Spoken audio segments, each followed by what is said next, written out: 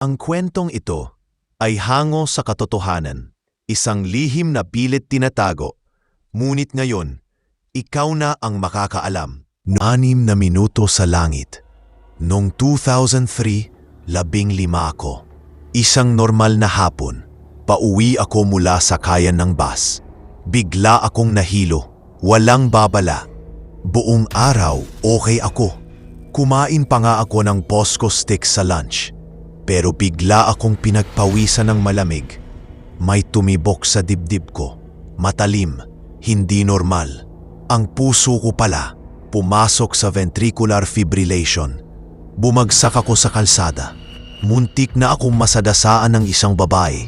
Buti na lang at nakapreno siya. Kinawag niya ang ambulansya.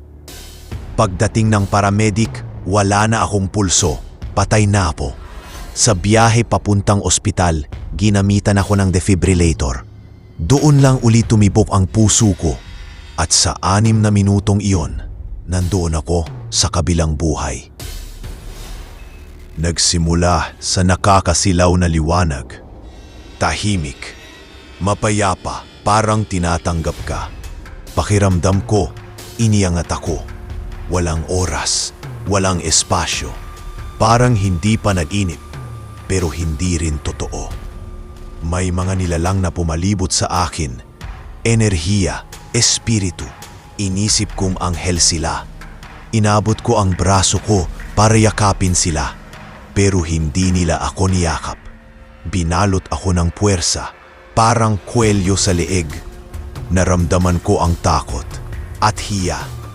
May narinig akong halakak, malamig, mapanukso. Sabi nila, ang mundo natin ay taniman ng kaluluwa. Dito lang raw nabubuo ang kaluluwang hinog. At kapag handa na, ginagawang alipin. Disenyo ito, pero hindi ng Diyos, kundi ng mas matataas na nilalang. Walang awa, walang habag. Yung 6 na minuto, parang buong buhay kong pinaglalaruan ng espiritu. Mas masakit pa sa impyerno. Sobrang bigat. Sobrang lungkot.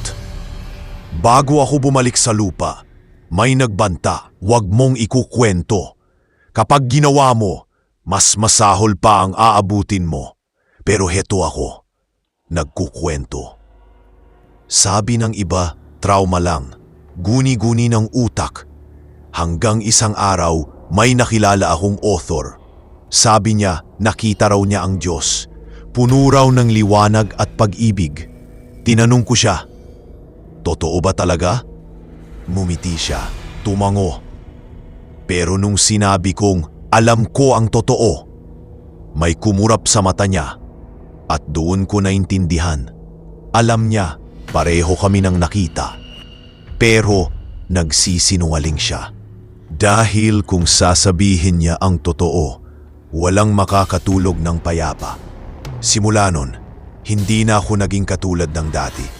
Tahimik akong nanonood sa paligid, sa mga tao, sa panalangin, sa simbahan. Iniisip ko, kung alam lang nila ang katotohanan, hihinto kaya sila sa pagdarasal? O lalo silang kakapit? Minsan sa gabi naririnig ko ang mga bulong. Minsan sa salamin, may naaninag akong pamilyar na anino. Hindi na ako mag-isa. Hindi nila ako pinabayaan. At hindi nila ako titigilan hanggang mamatay akong muli. Pero may mas malalang tanong na bumabagabag sa akin gabi-gabi. Ilang kaluluwa na kaya ang hinog na at kinuha na simula nang bumalik ako? May napansin akong kakaiba. May mga bagay akong naiintindihan na hindi ko alam kung paano ko nalaman. Parang may boses sa likod ng isipan ko. Tahimik, pero malinaw. Hindi ito tulad ng mga nilalang na nakita ko noon. Ito'y iba. Isang gabi, habang nakaupo ako sa kama, napatingin ako sa kisame. At doon, parang may gumuhit na liwanag. Isang saglit lang, pero sapat para gumalaw ang paligid. Pagtingin ko sa kamay ko, may marka na hindi ko alam kung paano napunta roon. parang sinaunang simbolo na kumikislap ng bahagya. At mula sa marka, may dumaan na init papasok sa dibdib ko. Sa panaginip ko kinagabihan, hindi ako bumalik sa liwanag. Hindi rin sa dilim. Nasa gitna ako. May lumapit na anino. Ngunit hindi siya nakakatakot. Puno siya ng kapayapaan. Alam ko ang nakita mo, sabi niya. At hindi ka nag-iisa. Tumango lang ako. Hindi ko alam kung sino siya. Tapos may sinabi siyang hindi ko makalimutan. Tinawag ka dahil hindi lahat ng kaluluwa ay tanim. May ilan sa inyo ang ipinunla para limaban. Pagising ko, nag-iba ang lahat. Nagsimula akong makakita ng mga bagay na hindi nakikita ng iba. Mga aninong dumadaan, mga espiritong gumagapang sa dingding. At ang mas nakakagulat, hindi na ako natatakot. Parang may pumalit na tapang sa loob ko. Hindi galit, hindi yabang, kundi layunin.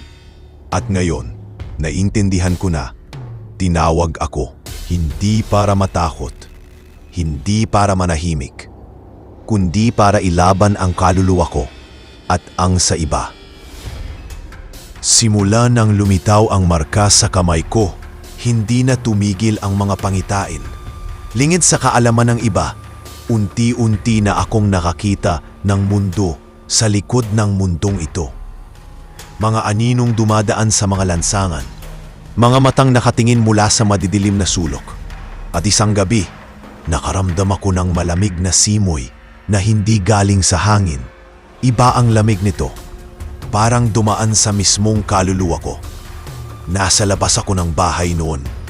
Tahimik ang paligid, pero may tunog na paulit-ulit, parang pagkaluskos ng tuyong dahon, kahit wala namang hangin. Nang tumingin ako sa tapat ng kalsada, may nakita akong nilalang. Matangkad, payat, baluktot ang mga braso, at ang mga mata, kulay abo. Tinitigan lang niya ako, tahimik. Pero naramdaman ko agad na hindi siya tao. Gusto kong umatras. Pero nanatili akong nakatayo. Dahil sa loob ng dibdib ko, may boses na bumulong. Subukan mo. Nandyan ang lakas mo. Hanapin mo lang. Napatingin ako sa kamay kong may marka. At doon, unti-unti itong kumislap. Dumami ang init sa braso ko hanggang sa dumaloy sa buong katawan. Tumawid ang nilalang sa kalsada. Hindi siya naglalakad. Parang dumudulas ang mga paa sa lupa hanggang sa huminto siya sa harapan ko. Mabagal siyang yumuko at bumulong sa boses na parang maraming boses sa isa. Isa ka na sa kanila. Pero hindi ka dapat mabuhay. Napakapit ako sa dibdib ko. Ang puso ko biglang bumilis, pero hindi dahil sa takot, kundi dahil sa galit. Itinaas ng nilalang ang kanyang kamay at tumingin ako diretso sa mga mata niya. Doon ko nakita ang taniman ng kaluluwa. Sandali lang, pero sapat para malaman kong nandoon pa rin ang mga nilalang na umaalipin. At gustong-gusto nilang kunin ako muli. Pero hindi ngayon, dahil sa unang pagkakataon, itinuro ko sa nilalang ang kamay kong may marka. At mula roon, may lumabas na liwanag, maliit pero matalim. Tinamaan siya sa dibdib, napaurong siya, napaatras, at sa isang iglap, naglaho ang kanyang anyo sa usok. Nanatili akong nakatayo sa gitna ng kalsada. Hinihingal, pero hindi natakot. Dahil ngayong gabi, nagsimula na ang giyera. Pagkatapos ng unang laban, hindi na ako mapalagay. Parang binuksan ko ang pinto. At ngayon, nakatingin na ang mga nilalang sa loob. Gabi-gabi na silang naroroon. Tahimik, naghihinbay, pero hindi sila lumalapit. Alam nilang handa na ako. Alam nilang hindi na o basta kaluluwa lang. Isang gabi habang pauwi, may naramdaman akong presensya.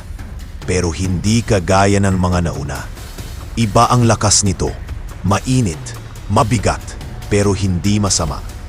Napalingon ako sa isang eskinita.